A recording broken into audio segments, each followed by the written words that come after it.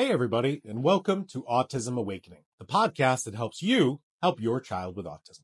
My name's Dr. Jared Skowron. I've been an autism biomedical doctor for 21 years, and this podcast is to educate you, the parents, the families, the grandparents, the professionals, on what's happening with autism medically and how you can help. So today's topic is going to be about genetics. We're actually going to have a mini series of these podcasts from January through March that talk about all the different medical aspects of autism. So we started out in the first week of January, kind of giving a summary of what happens globally or totality in someone with autism. And last week we had a great interview with a mother who has a child with autism that has a genetic condition. She's very prevalent in the autism community. She's written books which are fantastic, and she's a great resource because she's a mom who's done the research. She's a mom who's done this with her kids. So make sure you go back and watch that podcast as well. For those of you who are listening to us on Podcast World or watching on YouTube, please know that we record these podcasts live every Thursday at 12:15 p.m. Eastern Standard Time. I take my lunchtime on Thursday and talk to you guys and record this podcast to help you out. And you can ask live questions on the Facebook live recording. So if you're ever interested in taking part of a live recording and asking some live questions, we're here Thursdays, 12:15 p.m. Eastern Standard Time on our Facebook Spectrum Awakening page. All right. So let's get into this. And for those of you who are watching on video, I wanted to apologize. I'm backwards today because Facebook has changed its Facebook Live buttons, and there's a button to make me not backwards. So unfortunately, I'm backwards, and any of the research that I'm going to hold up today is also going to be backwards, but we'll try and figure this out, what Facebook's done with this button of theirs that they are moving all the time. So let's talk genetics. I see when I talk to my patients in my telemedicine clinic, and when I talk to doctors in the community, even autism doctors, I find that there's a lot of ignorance when it comes to genetics, genetic testing, and how that applies to autism. All right. So I think if you're interested in helping your child with autism, you need to make sure you talk to a specialist that is aware of all these different medical parts. All right. Because when we talk about, let's talk about genetics in general. Okay. Genetics has to do with the medical study of our DNA. All right. DNA are it's a cookbook. It's instructions on how to build our body. Okay. What color is my hair going to be? Am I going to have a receding hairline? What color are my eyes? Am I generally happy or generally depressed or generally anxious or generally angry? Or, hey, what shape are my hands or my fingers? Everything comes from this set of instructions. That's our DNA and is our cookbook instructions for who we are and how we operate. Okay. Sometimes people are born with DNA, with instructions that aren't correct. They're broken. Okay. And imagine a cookbook. We're going to use a cookbook metaphor. Imagine a page of your cookbook was ripped out, and imagine that page was the instructions to teach the brain how to speak. Okay. You could just be completely missing DNA that you need. Okay. So that's one way that genetics can affect and kind of contribute to autism. We can also have DNA that's just broken and not working, and back to our cookbook metaphor, think about a recipe that has a word wrong. So if it says a cup of sugar, but unfortunately there was a typo and it says a cup of salt, that recipe is going to come out a lot different because that one little word changed. That one little piece of DNA was just enough because it was so important in our instructions that it messes something up. Okay. So this is how genetics can affect our kids with autism. Our kids can be born with DNA that's either missing or born with a piece of DNA that's not functioning. And that piece is super important for brain development, intellect, language, you name it. So this is how genetics can cause issues in our kids with autism. Okay. The two urban myths, and then I'll get into our scientific research. The two urban myths are, number one, that genetic issues are inherited from mom and dad. Okay. That's what a lot of us think. That's what a lot of us have been taught. And that is true with an exception. Okay. So guess what? If let's take my genetics, for instance. I'm a carrier for a genetic condition called hemochromatosis. It's the most common genetic condition across the world, or one of them. And I'm a carrier of it. I've got a piece of my DNA that's broken that could contribute to this condition, hemochromatosis. Okay. I don't have it because I need 2 genes broken, or everybody needs 2 genes broken to have this medical condition. I only have 1 broken. All right. So I inherited that from my mother or my father, who knows, and those things are really common, how they pass down. Then there are other genetic conditions that are brand new in the child. And I'm going to say that again. They're brand new in the child. They're not inherited from mom or dad. Let's take, for example, Down syndrome. Okay. Down syndrome, a very well-known genetic condition, which is not autism. Autism and Down syndrome are totally different, but many people understand Down syndrome. And that child has a genetic change that creates the Down syndrome, but they didn't get it from mom or dad. It was brand new in the child. So some pretty classic examples of, hey, here is a genetic issue that's inherited from mom or dad, or a genetic issue that's brand new in the child. Okay. So I want you guys to kind of understand that distinction, because a lot of times we just forget about it. Even doctors forget about it. They're like, well, nobody in your family has autism, so this child's autism couldn't be genetic. Of course it could. It could be brand new, just like Down syndrome or who knows what. Okay. So that's urban myth number 1. Urban myth number 2. And I had a conversation with a medical doctor at the last Autism TACA conference in October, that if you have DNA that's not working, there's nothing you can do about it. That's the urban myth, that, hey, I've got DNA and it's not what it should be, but hey, SOL, roll the dice. What's going to happen? Okay. That is completely untrue. We can treat genetic issues. All right. And we do this, and I'm going to show you in the science. We can treat genetic issues by attempting to replace the function of the gene. All right. So let's go back to our cookbook recipe. All right. Our cookbook recipe says 1 cup of salt, and it should have said 1 cup of sugar. If I understand that, well, I can make the changes. I can just add sugar to my recipe. Okay. If there's a part of our body where the DNA is broken, let's say, for example, the genetics for my thyroid are broken. My thyroid just doesn't work. I was born with it not working. Brand new genetic issue in me, not my parents, not inherited, but my thyroid's broken. Well, guess what? I can take thyroid hormone. I can take thyroid hormone every day for the rest of my life, and I'm going to feel better, even though my DNA and my genetics are broken, because we've replaced the function. Whether that's naturally, whether that's pharmaceutically, that's not the question. The question is, can I replace the function that the genetics aren't doing but should be doing? So that's how kind of broad spectrum, philosophy, how we treat these genetic things, or how I treat them personally in my telemedicine clinic. So that's kind of the urban myths I want you to break through, is that genetics are the cookbook analysis of who we are and who we're going to become. All right. And those may not be working, and they may not be working because of something we got from mom or dad, or something that's brand new in us. Now, let me say there's one other caveat, then we'll get into the science. If you inherited a broken gene or non-functioning gene from mom or dad, and it's causing problems in a child, it should also be causing problems in mom or dad. All right. It's not going to be the broken DNA is not affecting mom or dad, but miraculously affecting the child. That's not how this stuff works. Okay. It's going to cause problems in everybody. So these are important things to think about and understand as we talk about genetic testing, because we got to eliminate those urban myths. All right. Let's get into some science. The first thing I want to do is talk about the options for genetic testing out there. In fact, Alexis just commented, if you could only do one genetic test, which one would it be? Alexis, just the answer is right here on this page. All right.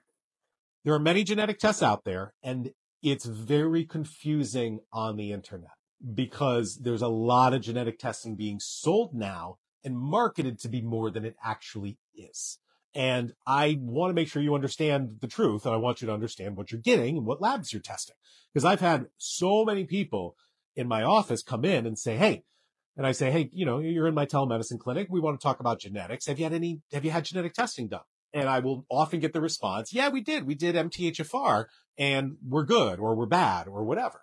And I say, that's great, but please understand, MTHFR is one gene, and we're going to have a podcast in the next couple of weeks on MTHFR. It's one gene, and we need to know that one gene. And I want to know if that one gene is working, but we have 20,000 genes. and I want to know how all of them are working. So let's review the genetic test options that are out there so you understand what's out there, what you have, what you want, what you need, what you don't have, and you can go through it. Before we get into this, please listen. I just wrote a genetics ebook. So if you want to learn more and want to have it in front of you, just go to our website. And it's in the literature section. You go to products, you go to literature. It's a free ebook on genetics. Just download it, add it to your cart, check out. You'll get a link in your email, download it, and read it. I want people to understand what genetic testing is, how important it is for our kids with autism. And I want you to know everything there, because your doctor may not, because it is very specialized. Quick question for Tina. Tina, when's the high dose folic acid supplement coming? I was just talking to my producer about that. We're ballparking March. But trust me, as soon as I've got it, you'll know. But let's ballpark March. Estif wants to know as well. All right. Here are genetic tests that are available. Okay. Let me walk through them all. The different types of genetic tests. And again, I know this is backwards and I apologize. Facebook changed where the buttons are, so I don't know where the flip the screen so this is legible button. All right. Diagnostic tests. The one that's the most popular is called Fragile X. Okay. Fragile X Fragile X was a very common genetic problem that caused autism. This is back in the 70s and the 80s. Okay. Fragile X is one gene called FMR. One gene that could, if not functioning, cause autism. All right. This test may have been done by your pediatrician, but it is not complete and thorough. It's one gene, not 20,000 genes. All right. And it does look for a genetic mutation in there. Next, a CMA, which is also known as a microarray. Okay. The microarray, or the CMA, looks for missing pieces of DNA. Like I said in that metaphor, the cookbook page is ripped out. Okay. And you're missing instructions. So it's going to look for those missing pieces of DNA, or people actually may have extra pieces of DNA. All right. So you can have fewer or you can have more, and either can cause problems. Technically, these are called deletions or duplications. We deleted DNA or we duplicated DNA. Okay. We can potentially find treatments for this. If we can understand the function of the gene and replace the function of the gene, treatments are possible. Okay. The next test, and I forgot who asked the question. This is the test you want. All right. If you want one genetic test, this is the one. It's called a whole exome sequence or a whole genome sequence. And these are going to analyze approximately 20,000 different genes. Okay. This is the thorough comprehensive test. And it looks for genes that are not functioning. Okay. It looks for mutations in the genes. And again, treatments are possible if we can figure out and replace the function. Okay. Now, there are also partial tests. So this whole exome, again, looks at 20,000 different genes, let's say. You can get a partial test. So something called an autism panel is a partial test of this whole exome sequence. They usually take 100 or 200 different genes that currently have been scientifically researched to cause autism. And they'll look at just those. Why do they look at just those instead of all of them? Cost to you, cost to the insurance company. That's it. Okay. So I don't like these because they're not comprehensive, because genetic research and science is brand new. It's brand new. So if your child has a gene mutation that's causing autism, but it's not on this autism panel list because the science hasn't been done to confirm that, you won't have figured it out. You won't have seen it on your results. And then maybe a year from now, they'll say, oh yeah, we just figured out this gene also causes autism. But it's not on that panel because the lab is only using the list of what's currently known scientifically. All right. So this is why let's do it all. Let's check it all out. Okay. Next, here's where more urban myths are. There are non-diagnostic genetic tests out there. These are called genomic tests or polymorphism. These are things like 23andMe. These are things like MaxGen. These are Tree of Life. There's so many companies out there that are doing this genomic testing. And again, what genomic testing shows, genomic testing is not diagnostic. If you had Down syndrome and did 23andMe or a similar test, you wouldn't find out from those lab results. That's not what they're looking for. What they're looking for are the differences in genetics that create individuality. So why am I like me? And why are you like you? Well, there's nothing wrong with either of us from a genetic perspective. Okay. But our DNA is different. And does that mean it's a medical issue, or is it just who we are? Okay. And that's things like, hey, what's my eye color, or what's my MTHFR gene, or COMT, or MAOA, other things that we do. Now, we can definitely create treatments from these, which is great. But I really want to emphasize genomic testing like this is not diagnostic, and it's not comprehensive and thorough. You're not looking at all 20,000 different genes. Okay. So now that you know the tests out there, you can look and see what you've had done. Okay. And I even hear patients in my telemedicine clinic who've talked to their docs and said, hey, here's genetic testing. You're fine. Okay. But it wasn't the whole testing. They probably just did the Fragile X and the microarray. So insurance will pay for the small test before they pay for the big test. So I always caution my patients, make sure you know what you've got and show me a copy of this stuff, because I want to just put a second set of eyes on it and tell you, yes, you've got XYZ, but you don't have this. And I think we need it, or maybe not, or whatever. Okay. So let's get into the scientific research. And, yeah, Court just said, I'm not sure if you know this, but the image is backwards on the screen.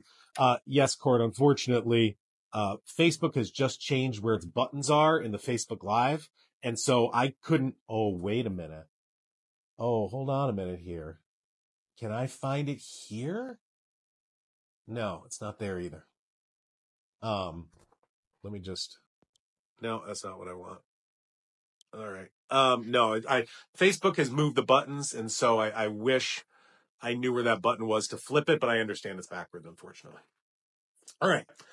So let's get into the science, and then we'll go from there. All right. This is one of my favorite studies. We reference it a lot. It's from 2020, and it's a study from Harvard, and it talks about genetic testing and autism. And again, if you can read backwards, what this says is two important things. Okay. That about 12% of their kids had abnormal genetic findings. All right. But, and this is an important part, there were no differences in cognition, language, or motor scores among children with normal genetics or children with broken genetics who had genetic mutations. Okay. So, and this is what a lot of doctors just did, is that they will look at a child and say, oh, you're severe, you should get genetic testing, or you're mild, you don't need it. Everybody needs it. Okay. There's no difference. All right. Next is, and you know what? Megan just said that. Megan, I'm going to try that. I'm going to try to show this stuff to you, and just be patient, and we'll see if we can figure that out. Okay. So we're going to do this. All right. The pathogenic yield or genetic testing in autism is showing us that there are no significant differences in cognition, language, or motor scores, whether you have normal DNA or abnormal genetics. Okay. And another important part here, medical recommendations in response to genetic findings were made for 72% of those with abnormal results. Okay. We can treat this. The researchers from Harvard can read it, can find it. All right. Next research study here is from Yale. There's Yale there. They put a little, copyright protection here, but I wanted to show you. Yale's research study on genetics and autism said that 30% of kids with autism are from a genetic cause, and 45% of girls with autism are from a genetic cause. Okay? Can I push the button here? 45%. I just want to sit back and highlight that stat. If you've got a girl with autism, 50-50 odds, there's a broken gene that could have a treatment. Okay. And even when we look at kids in totality, boys and girls, it's a third of them. That's a huge amount. And trust me, not every child with autism is getting genetic testing. Okay. You know out there if you're listening. All right. Let's continue in the research. All right. And what we've got here is de novo mutations in autism. Okay. De novo. Let me stop here for a second. Okay. I just want to explain some of the terminology. When we discussed where you can get genetic mutations from, you can either inherit them from mom or dad, or you can have them brand new. And we gave the example of Down syndrome. Okay. Most Down syndrome childs have parents without Down syndrome because the genetic issue is brand new in the child. This is called de novo. Okay. Comes from the Latin new. All right. So it's a new genetic mutation. It's a de novo mutation. I just wanted to highlight in that I wanted to highlight that as we got into the literature because it's going to show it a lot. Okay. De novo mutations are brand new in high-risk families and low-risk families. What's a high-risk family? It's somebody who has a family history of somebody with autism, okay? Brand new genetic problems contribute to 50 to 67% of cases from low-risk families and 30 to 39% of cases of autism in totality, all right? Which means if there's no autism in your family, this research says 50 to 67% of those kids are from a genetic problem. We need to do genetic testing. That's the take home today. All right. Here's another research study from 2007. Look how old this is. A strong association with brand new de novo copy number mutations with autism. And de novo means brand new. Copy number mutations means deletions or duplications. It's that ripping out of the cookbook or the recipe. Okay. That's identified on the CMA microarray. What this found was abnormal, brand new, missing pieces or extra pieces of DNA in 10% of those with autism and only 1% of neurotypical people. That's a big difference. This is why we need to do this genetic testing, okay? Here's another research study. Whole genome autism. Remember that whole genome test. Whole genome analysis in autism, de novo variants present in half, okay? So they found genetic issues in this study of 68% of their kids with autism. 50% of the kids with autism are from a brand new genetic mutation, while 20% were inherited. That's huge, guys, all right? 33 of their subjects, 2/3 of them, had treatment recommendations based on the DNA analysis. I want to read that again. 66%, 2/3 of people with autism, with genetic problems, had treatment recommendations. That's what we're going for. Okay. Now, I've only got 2 more research studies, but I want to kind of explain something before I get into that. We spoke last week with our guest speaker about chicken or egg with this stuff, okay? Because, you know, she was unaware of her child's genetic issues until we tested recently, okay, in the past 12 months. And her son's 19. She's been working biomedical with autism for over a decade now, okay? So she was unaware of these genetics, and we talked a lot about genetics and what people think and what does the public think. So a lot of people think, well, is autism genetic at all? Okay. Or is it not genetic? And I think this comes down to chicken or egg, where we look. So when I'm asked the question, is autism genetic? I will often cite research and say, yeah, in 1/3 of our kids, it is genetic because they're born with DNA that's not allowing the brain to develop normally. Period. We see that. Here's the genetics. Here's the test. Here's the science. It's there and it's clear and it's obvious. Okay. But where did that broken DNA come from? Well, it didn't come from mom or dad because they don't have that broken DNA. It's brand new in the child. But why? Why are these genetic issues being found in more and more and more kids? All right. And it's because more and more of these kids are having genetic mutations. But again, why? And this is where the next 2 research studies come into play. And you'll understand the chicken or egg of, is autism genetic or not? All right. 2 more studies here, guys. All right. This one talks about the rate of de novo mutations, brand new mutations, and the importance of father's age to autism risk. Okay. Paternal mutations doubled every 16 and a half years. Okay. So what does that mean?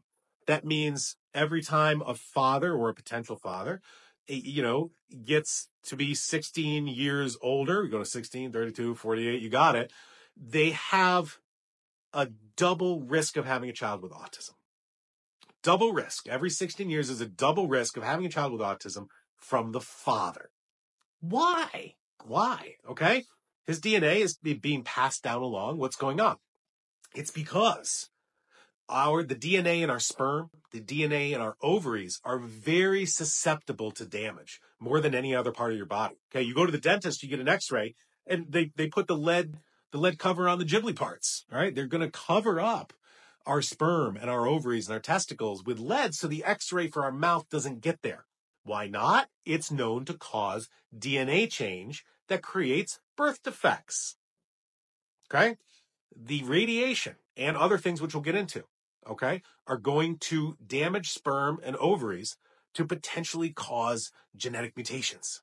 That's how toxins increase the risk of genetic mutations in our kids. So again, chicken or egg, is this autism genetic? Well, I've got a kid and I did their DNA analysis and science agrees that broken gene causes autism. Done. Point. But what caused that broken DNA to begin with?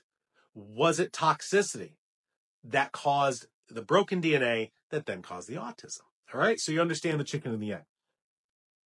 Final research study talks about, oh, that's not what I want to press. Oh, Facebook. All right. Environmental exposures associated with elevated risk for autism. All right. Exposures by environmental toxins were observed to elicit genomic alterations through one of three ways. Number one, direct interaction with genetic material, impaired DNA repair, and oxidative DNA damage. So let's just sit on this for 1 second and then we'll get to our live questions, okay? Genetic alterations, genetic mutations can be caused by environmental toxins, okay? Because the DNA interacts with other genetic material. Now, where would we have gotten other genetic material injected into us in the past few years? All right, I'll just let that one lie.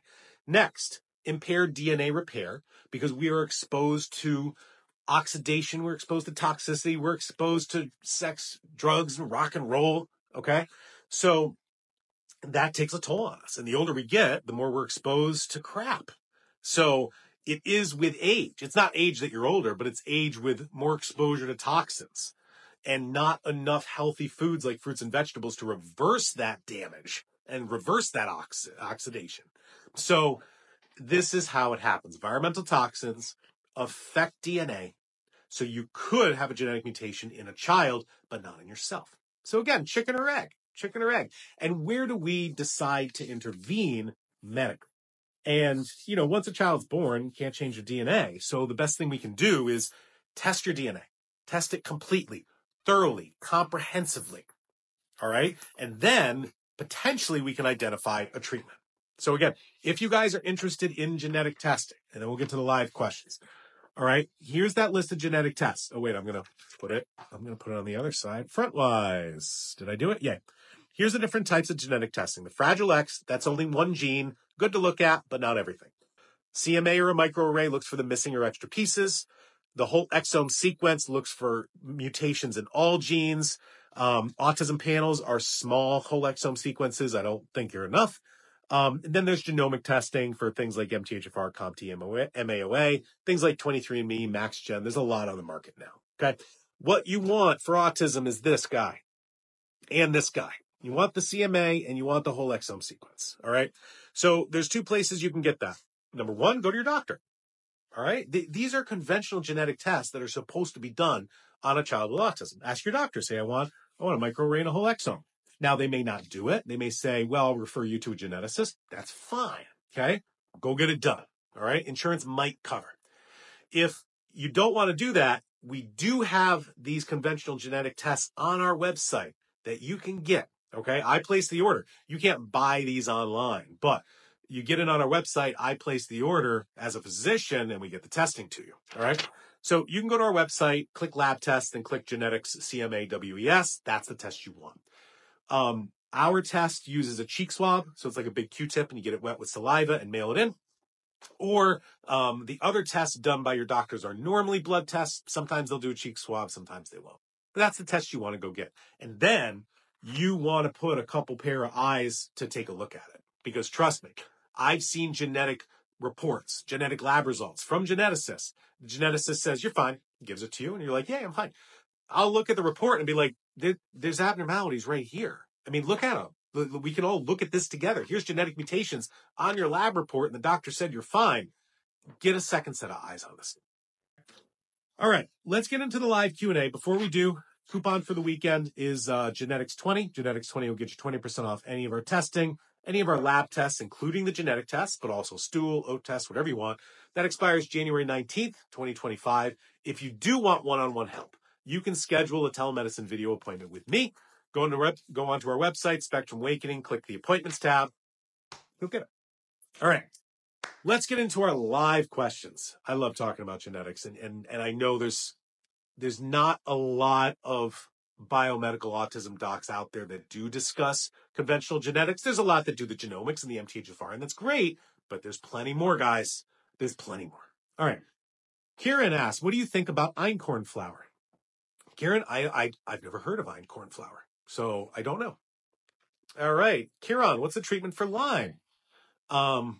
Is Bartonella and Neurolyme the same thing? Well, Kieran, I am not a Lyme specialist at all. And that's why I paired with Dr. Erica Smith in my practice. So she and I work together. She's very Lyme literate and does a lot of our Lyme treatments with our patients. So I don't have a Lyme treatment offhand. Let's use this and that. Bartonella and Neurolyme, again, I'm no Lyme expert, but I think when they say Neurolyme, they mean the neurological effects of Lyme disease. So it's, I'm not sure if they're different or the same, but you want to make sure you're with somebody who's very Lyme literate for these treatments. Gada says, hey, doc, what about is really TV or mobile using may cause or increase autism? I think what we're concerned about is radiation. Okay, just like the x-rays at the dentist. What is 5G radiation? I don't know. Okay, I don't think much safety studies have been done on it, or I'm just not familiar with them. But I think it just has to do with radiation. And talking about 5G and cell phones like 4G and below are just radio waves. 5G is different. Again, I don't know exactly how, but we're looking at radiation. That's the concern. I mean, I've had patients from Chernobyl. You want to talk radiation issues, but you've got it. Okay. TJ, hey doc, I have 3 questions. I'm giving my 5-year-old yeast mold bundle 2 capsules of each, a gut binder, and Saccharomyces. Does it cause constipation? It might. Make sure you're eating a lot of food that have a lot of water content. I bought bundles enough to last 3 months. Should I keep giving consistently daily or pause? I would give consistently for 3 months. It's going to take a while to knock this stuff out. When you say add more binder, do you mean giving 2 capsules of the yeast mold binder or 2 of the yeast mold and 4 of the gut binder? Yes, that's exactly what I mean. Just increase the dose of the binder, not of the biofilm or the grapefruit seed extract or the colloidal silver. May, hey May, good morning. Sorry commenting here, but I don't know what to do. I had an appointment.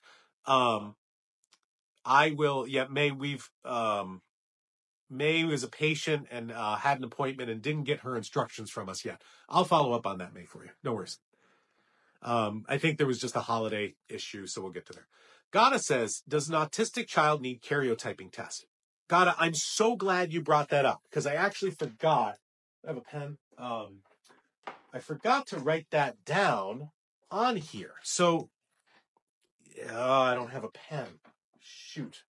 Oh, did I dream it? Well, I'll just talk about it. Karyotype is another genetic test. It's the most basic of basics of basics of basics of basics. Okay. So if you had a karyotype test, great. We can look for things that are normal or not normal, but it's basically getting somebody's DNA and looking under a microscope. That's it. We're not putting this through fancy machinery and looking at genetic deletions or mutations. You're actually looking at your DNA under a microscope and say, is anything really bad? Like really bad? So there's rarely a problem with karyotyping tests with autism.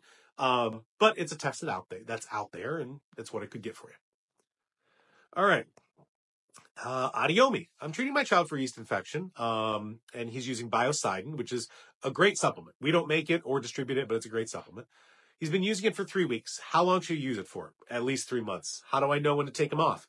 You don't until you stop and see if he keeps his improvements or kind of gets a little worse. If he gets a little worse, you probably need another few months.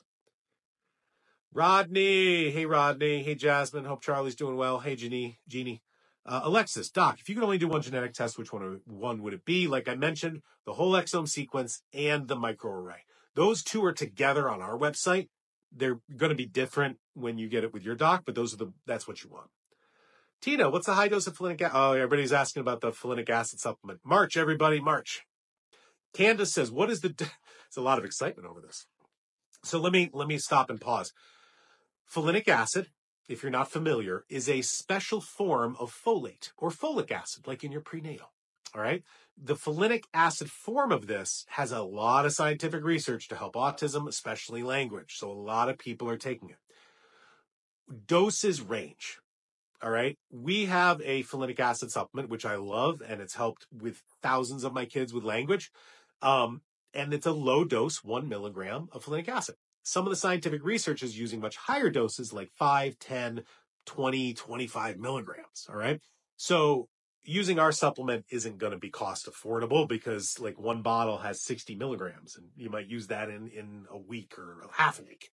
So we decided to create a high dose folinic acid powder. So as a powder, you can adjust your dose however you want. So our current product, superfolinic acid, 1 milligram is 1/8 of a teaspoon. That's half of a quarter teaspoon, small amount. Our new powder is going to be 5 milligrams per that 1/8 teaspoon. So you could do a half a teaspoon, and that's 20 milligrams. So, and it's a powder. You can adjust whatever you want. And trust me, it's going to be much more affordable than leucovorin. All right. So again, for those of you who aren't familiar, leucovorin is the pharmaceutical form of folinic acid, but it's the same exact thing. This is one of the handful of supplements on the market that's available, or one of the few vitamins on the market that's available as a supplement over the counter and as a pharmaceutical. Okay. Very similar to omegas. You can get fish oil omega as a pharmaceutical or over the counter. All right. So folinic acid is leucovorin. Leucovorin can get expensive if your insurance doesn't cover. So we're going to be able to make this much more affordable than leucovorin cash price. So I'm excited for many reasons. All right. Other questions. Gada talks about karyotyping again. Olivia said, I started with super serotonin with my child. I gave one in the morning and one after school. The past 3 days have been amazing for him. His overall mood at home has been better. I gave him 3 yesterday to see if it was something I should up, and I noticed he was irritable and emotional. I'm guessing his dose is 2 a day. Olivia, I'm so glad you wrote this for 2 reasons. Number one, I love that your child improved within a couple days of taking our super serotonin supplement. It's one of my top 5. All right, especially for boys. So if you haven't tried it, and I remembered another mom, Jasmine, made a comment either last week or the week before. She was giving our super serotonin supplement to her son, and she was giving 1. Yeah, things seemed good. Then she went to 2, like you're doing, and his language went from 0 words to 10 words. I forgot how long it was, Jasmine, a week or 2. But I mean, this is the power of this stuff if you know what to do. So the second thing I want to say is you're adjusting doses correctly. You gave some, it helped. You gave more, it helped more. You gave another, too much, let's back down. This is all Goldilocks, guys. There's a lot of trial and error in here for your kids. But if you do the trial and error, you'll find the answer. All right, Brianna. If a child seems to get better after a sickness, I like this question where it's going. What do you think that leads us to? Any specific way we could treat? All right, Brianna, I love that you brought this up. I talk about this in my Pans and Pandas podcasts. So if you want to learn more, go back and just listen to that whole podcast. But think about how your child responds when they have a cold. Okay? Colds are going around with norovirus, flu, COVID. It's after the holidays. It happens, right? So when your child has a cold, how do they respond? And how do they respond after the cold resolves? Okay? A cold should last, 3 to 7 days. Everybody's going to feel crappy with a cold. All right. So what happens after? Or what happens during? So if you have a cold and you feel crappy, typical. All right. If you have a cold and you're amazing, okay? I mean, I've had kids start speaking during a fever. All right. They're speaking during a fever and then the fever goes away and they lose their language again. What does that mean? All right. What it means is there's an infection. There's a chronic latent infection contributing to speech delay. Got it? There's a chronic latent infection causing the speech delay because when the body created a fever, and what's a fever? It's heat. All right. I cooked burgers last night on the grill. Why did I cook them? Why didn't I just eat the meat raw? Because it's filled with germs. I cook the germs dead. That's what a fever does. It cooks the germs dead. So if there's a germ, if there's an infection causing speech delay and language issues, which happens, folks, and the fever creates the language, you've got to go full force with antimicrobials. You got to kill that infection. Antivirals like our Viragon, antimicrobials like our colloidal silver or grapefruit seed extract, you name it. All right. Now, flip side, what if after the cold, I don't get better, but I actually get worse? If my behavior gets massively worse for weeks after a cold, that's a sign for PANS and PANDAS, because the immune system ramps up, and a fever or a cold is going to make any autoimmune condition worse because there's more inflammation. So if you have PANS and PANDAS, which is an autoimmune attack against the brain in our kids, fever, inflammation is going to make that worse, and the behaviors get worse for weeks after a cold. So, great question, Brianna, and that's what I want you guys to remember, the difference between those.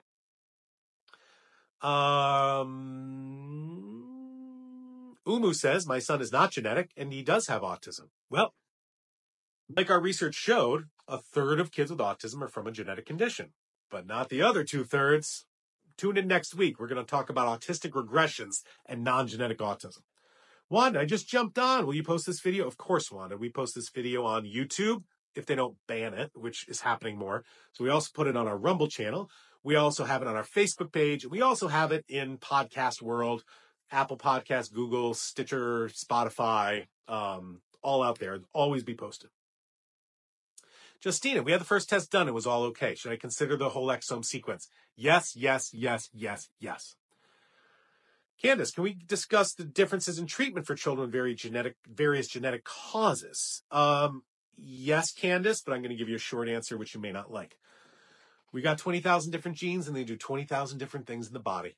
All right? There is no one treatment for all genetic conditions because all the genes are different. So what we need to do is understand which gene is broken, what is the function of that gene, and can I mimic that function with something natural or pharmaceutical? Okay, so there is no one answer for that. However, the general answers are genetic mutations that cause autism fall into 3 categories. Category 1 are mitochondrial genes. So giving mitochondrial treatments like our Mitomax can help. Number 2, they affect brain chemistry. This is why a lot of our supplements, and this is where Spectrum Awakening started 10 years ago, is with brain supplements. Things like folinic acid, things like our super serotonin, things like our attention on the double, our anger management, our power and focus, our Skowron solution. Brain supplements are going to help another category of genetic mutations. The third category of genetic mutations we really don't have treatments for, and these are genes that control the internal workings of a cell. So you have a brain cell, a neuron, right? And stuff's happening in there, and it shoots out electricity. It's really hard to do anything within that cell.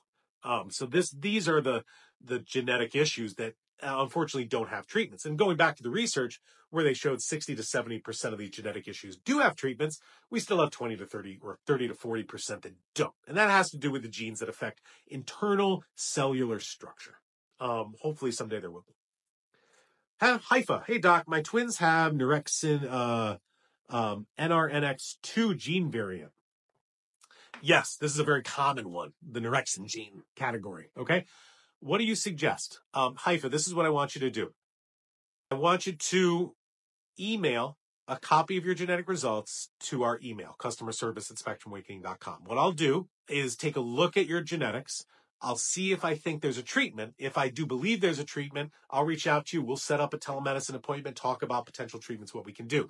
Or I'll take a look and say, you know what? I don't think I have an option for you. So, I don't want to waste your time, but I just don't think I've got anything. So do that. I don't want to waste your time, if I don't have anything to offer. But if you send me a copy of your results, I'll look at it and tell you if we do. All right. Juliet. Everybody's talking about my camera. Salam also said, what's the date today? The 15th, 16th, and 9th. Yes, Salam is also looking for instructions, and I'll talk to our office, make sure Dr. Smith gets those to you. Dada, I have a child with impaired congestion. Is it hereditary from mother or father?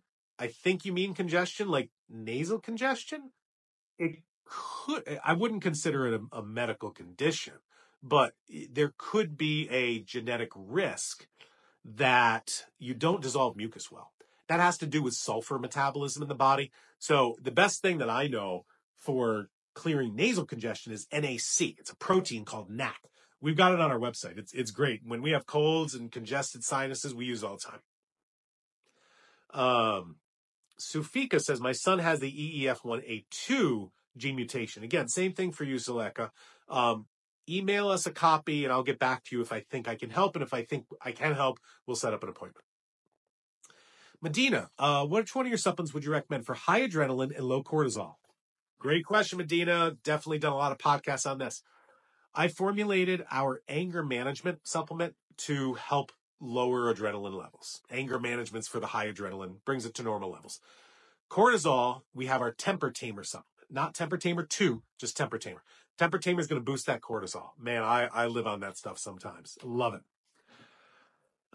Megan, do you offer a supplement to augment power and focus for the remaining B vitamins? Yes, I would say our new multivitamin, our new multi-spectrum complete. People are loving it. It is flying off the shelves, which I assume it's because it's working well. So I would go for that, Megan.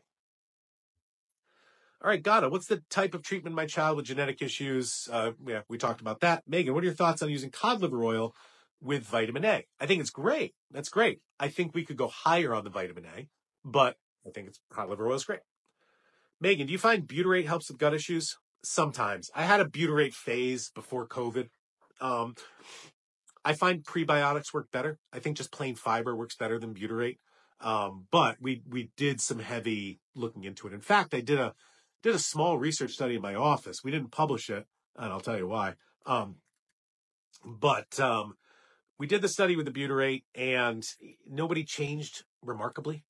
I think prebiotics and fiber are going to do better. So I won't say the company's name, but I took the research that I gave and I sent it to the company, and they're like, we're not going to publish this. It doesn't favor us. And listen up, guys. This is what happens out there. Companies want scientific research showing their product does X, Y, Z. Okay. And they want it for marketing. That's it. They want it for marketing. Science is now marketing. Okay. Or research, scientific research is marketing for many things. This actually happened. I was talking to the lady, Dr. Zwicky, who runs a research facility out in Oregon. And they were doing a research study on organic tampons because the organic tampon company said, hey, we want to make organic tampons because we feel the non-organic tampons have risks for medical issues XYZ. And so please, you're a third party, do a research study on our organic tampons versus non-organic and take a look at the differences in this medical issue. Guess what? It was the same risk. It was the same rate. Whether organic or non-organic, it was the same risk and percentage for this medical condition. So the research head said, here's your research. Let me publish it for you. And the company's like, nope, I don't want that. That doesn't help my marketing. All right. Welcome to life. Welcome to America. All right. Manda says, what are your thoughts on ivermectin to clean up the gut? Hey, you want to ban this YouTube channel? Let's talk about ivermectin. I love ivermectin. And it obviously was smeared here in the States during COVID. And in my opinion, the reason it was smeared is because it works. I mean, you can go online and find over 500 research studies, and I say that because I've done it, showing ivermectin helps COVID. And so it was used across the world for this, but not in the States. And this is why the States had pretty bad COVID outcomes, in my opinion, and other countries didn't have as bad outcomes because they were using medication that works. Now, I'm going on a COVID rant because that's what people think of with ivermectin, but I want to say it's a wonderful medication. Wonderful. My patients in Europe, their 3-year-olds are taking ivermectin. It is safe. It is effective. I love it. Why was it smeared here in the States? Obvious reason. The FDA cannot grant emergency use for any new pharmaceutical if there's a current existing effective treatment. So the FDA couldn't approve the COVID shot if something worked like ivermectin. So they're like, no, it doesn't work. I don't care about the science. It doesn't work. We got to get this thing approved. So here's the politics and the money behind all this BS. Anyway, back to your question, man. I just went on my rant. I think ivermectin's great for certain infections, but there are other infections that do not respond to it. So while I like ivermectin to treat some gut infections, it will not treat all. Got it. Fragile X, is there a treatment? One of the biggest things that I've seen in the research is lithium orotate. Now, lithium orotate is the mineral form of lithium, not the drug. Lithium's a mineral. I mean, go back to high school chemistry and the periodic table elements. Lithium's number 3, sitting right under hydrogen, a natural mineral in our earth. Okay. We're not talking about the drug. We're talking about the mineral. That's what I've seen research on, Gada. Gada, can I use whey protein for my autistic child? If you're giving them dairy, yes. If they're dairy-free, no. Anna, my son has a de novo mutation on the G3BP1 gene. First test came back normal. It wasn't until the whole genome sequence we found it. Okay, so 2 things, Anna. Number 1, your son had a microarray CMA test and probably Fragile X as well, and those were normal. Okay, then you went back and the doctor ordered the whole exome sequence. So again, these genetic tests are often ordered separately because insurance don't want to pay for it all. Insurance is like, I'll pay for this, and if you don't find anything, then I'll pay for that. Okay, I won't pay for all of them. Listen, guys, this is the money train of modern medicine. I order a lot of genetic tests. Our office used to take insurance. We don't anymore. And a big insurance carrier, Cigna, wrote me a letter and said, you're ordering too many genetic tests. We're spending over $100,000 for genetic testing for your patients. Stop ordering the testing or we're going to kick you out of our network so people can't come and see you with Cigna insurance. So the insurance company threatened me that I was ordering too many medical tests and taking out from their bottom line. That's modern day. That's modern medicine here. All right. I digest. I'm on rants today, aren't I? Anyway, Anna, number 1, I wanted to highlight that you went 2 rounds for different genetic testing. You need both tests. And because you got that second test, you found the issue. Now, again, Anna, send me a copy of that result and I'll tell you if I think there's treatments I can help with. Oh, Michelle, if you already had panels done, can you look at them? Yes. Email them to me. And again, I'll look at them. And if I think I can help, we will set up an appointment. If I don't think I can help, I'll say, look, I don't think I can help. I don't want to waste your time. Okay. Juliet, ultimately, what can be done if it's a genetic mutation, which we discussed? Michelle, my son gets better during more severe illnesses. Why? Chronic infections. Go after them. Juliet, stem cell therapy, thoughts. I answer this question a lot, everybody, and I'll say it again. None of my patients have had improvements on stem cell therapies that lasted. Okay? All of my patients that went for stem cells had a little improvement. They're like, oh, that's nice. And it went back down. I think the only thing that I heard patients say that might stick is eye contact, but that's it. That's it. And my colleagues agree. I was speaking at the TACA conference, which I do every year for the past 7-8 years. And I was on a Q&A panel of physicians. And the question was asked. And all the physicians up there, all 5 of us, I mean, top in their field, said, nope, never seen it work. So that sucks. Denise, Doc, can my son who has extremely high B vitamin levels take your new vitamin supplements? Yeah, but I'm wondering why they're high. Are you supplementing too much? Court says thoughts on using spirulina. I think it's a great detox. Do you ship to Canada? We ship all over the world, guys. Spectrum Awakening ships internationally, except to countries that DHL won't ship to. That might be Russia or North Korea kind of thing. But so we do ship to Canada. Shipping charges are expensive. DHL sets the rates. They're expensive. Then you get customs charges when you get there. That's expensive. So if you know somebody, a family or a friend in the States, we can ship it to Canada or ship it to a friend in the States and then have them ship it to you as like a gift.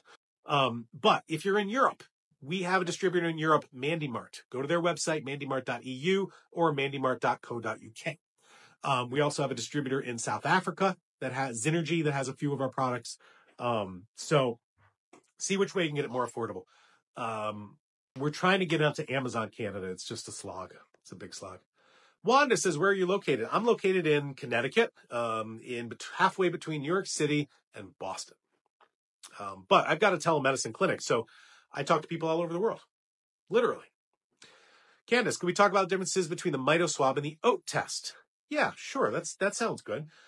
The OAT test, or the organic acid test, is a urinary test that looks at a multitude of body functions, which is why it's so popular in the autism world, because it helps you screen for yeast and mold infections, helps you screen for bacterial infections, helps you screen for mitochondrial dysfunction, helps you screen for neurotransmitter abnormalities or nutritional deficiencies. So it's very comprehensive. It looks at a lot of different things. The mitoswab just looks at mitochondrial function. Doesn't look for infections, doesn't look for nutritional deficiencies, doesn't look at neurotransmitter metabolites, just mitochondrial function. Okay? I think it's a better analysis of mitochondrial function than organic acids, but that's the difference.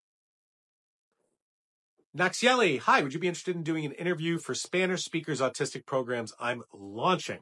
Naxieli, 110%. I don't know what percent, 100%. Let's do that. I would absolutely love to. I would love to help and educate and teach any family out there. I mean, this is what I do. I want to help you guys know the answer. Naxieli, contact us, email us, private message us. Let's set this up. I would 100% love to. And my Spanish is not bad. Poco loco. Hey, Bella from Carlsbad. Good to see you. I think my daughter sees Dr. Daniels. I learned my daughter's eyes don't work. She'll be receiving vision therapy. Awesome. Any supplements to help? Yes. Also, a lot of sugar cravings. Full moon just came out Monday. Parasites. Any good detox for sugar? All right. So two things. The sugar cravings, the parasites, the full moon, the yeast. It's all about killing the yeast. So yeast mold bundle and lots of binders. As for the vision therapy, I love vision therapy. I've had many of my patients improve with vision therapy. And so you need to see a special optometrist. They're called behavioral optometrists. There's a website, covd.org.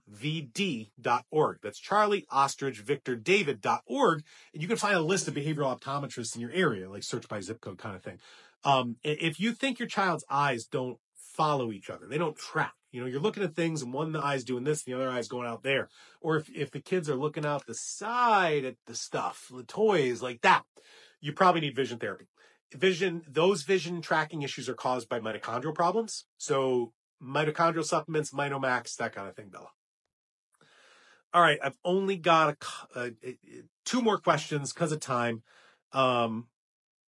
Meredith, my autistic daughter just scored off the charts in standardized testing, all because I detoxed her using your products. Meredith, I love this. I love these stories of hope, guys. This is what we need to share around the world. I'll keep talking. I'll keep teaching. I'll keep showing science. But you guys, spread the word. There are people that get better. There is hope. Thanks, Meredith. That was awesome. Patsy says, do I see patients in person? Currently, no, just telemedicine, but my colleague does. And so what we'll do is you can go in and with my colleague, Dr. Smith, and I'll zoom in so you got the two of us with you. Xvia, what's the age to give this? Any age. Any age. They're vitamins. Everybody needs vitamins. Kim says, is the folinic acid good for people with MTHFR? 100%. Juliette, are there bad side effects for folinic acid if you raise the dose? Yeah. And again, this will be our last question. There was a question earlier about serotonin and how our super serotonin supplement was helping. Gave 1 was good, gave 2 was better, gave 3 got irritable. Same thing with the folinic acid. A little bit good, a little more better, too much irritable. So that's what you're looking for. All right, guys, I got to wrap up the podcast here just because of time. We stop at an hour. But what a great podcast. And thank you for all who are on live and asking live questions. But, we've got this 3-month mini-series podcast, so I want you to listen to everything. And we start by talking about genetics because 1/3 of kids with autism, based on the scientific research which we reviewed, have a genetic cause for autism. Okay? The only way you know that is to do genetic testing. And you need comprehensive conventional genetic testing. That's a CMA microarray and a WES whole exome sequence. Get that from your doctor or get it from our website, Spectrum Awakening. Ours is like a cheek swab, get some spit, wet with spit, send it in. Okay? And then when you get the results, if there's anything abnormal, it's potentially treatable. Research shows 60 to 70% of these genetic issues with autism are treatable. How do we treat it? They're all different treatments because we have 20,000 different genes that do 20,000 different things. And what I'm looking for is to understand which gene is broken, what should that gene do in the body, and can I replace that function externally, naturally, pharmaceutically, whatever. That's the mindset. And again, I hope it sounds simple and basic as I explain it, but it is not something that most doctors know or understand or would even conceive of doing. Even geneticists are there to diagnose. They are not there to treat. And so this is a real empty space in medicine that I'm trying to fill that we can help you get better. I'm going to end this with one story. And this is like a Weight Watchers story, where like they have somebody losing 50 pounds. The fine print says you can't do it in a day, guys. So I tested a set of twin boys with autism. This is before COVID. We tested their genetics, and they both had this genetic mutation for this 1 in a million super rare genetic condition that causes autism, right? But that genetic mutation had a treatment, and the world expert was 20 minutes down the road from me. I'm 20 minutes from Yale. 20 minutes from Yale, world expert. They went in there, they got the treatment, and within 1 month, they were neurotypical.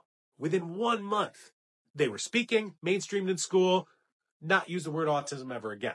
Okay. Now, please, that is a very rare 1 in a million outcome, but it's potential.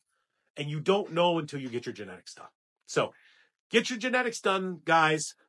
If you do have already genetic results that are abnormal and you want me to take a look at them, email them to us and I'll tell you if we should make an appointment and talk about treatments, or if I don't think that genetic issue has treatments, because we've got to figure this out for all your kids. All right. Last but not least, coupon of the weekend. Let me flip my phone here. Coupon of the weekend is Genetics 20. Get you 20% off any of our supplements or lab tests. It expires January 19th, and we want a telemedicine appointment. Go on our website, click appointments, set it up.